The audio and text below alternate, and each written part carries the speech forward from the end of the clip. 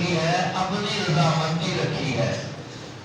دیکھو ساتھ یہ کہہ دیا وَكُونُوا مَعَ الصَّادِقِينَ، سچوں کے ساتھ ہو جاؤ۔ اب سچوں کا ساتھ دینا ہے اور سچوں کے ساتھ رہنا ہے، یہ اللہ کا حکم ہے۔ اور یہ ایسا حکم ہے کہ دیکھیں دو نبیوں کا ذکر میں اختصار سے کرتا ہوں۔ جب اللہ نے ان کے اوپر انعامات کیے نا سامنے آئے تو انہوں نے اس وقت بھی یہ اللہ سے دعا مانگی کہ اللہ ہمیں سچوں کے ساتھ کر دے۔ حضرت یوسف علیہ السلام کا تذکرہ قرآن کریم فرماتا ہے، چونکہ قرآن سنا گیا ہے اور قرآن پڑھا گیا ہے، قرآن کی محفل ہے، تو یہ یوسف علیہ السلام کا واقعہ قرآن کریم نے بڑی تفصیل کے ساتھ بیان کیا۔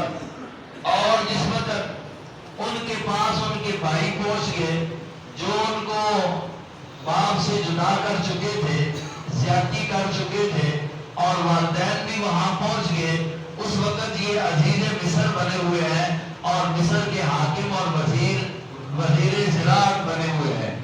وہاں جب یہ پہنچتے ہیں تو اللہ کا شکر ادا کرتے ہوئے رب سے ایک درخواست کرتے ہیں۔ دیکھو کیسی درخواست ہے، فرمایا رب قد آتیتنی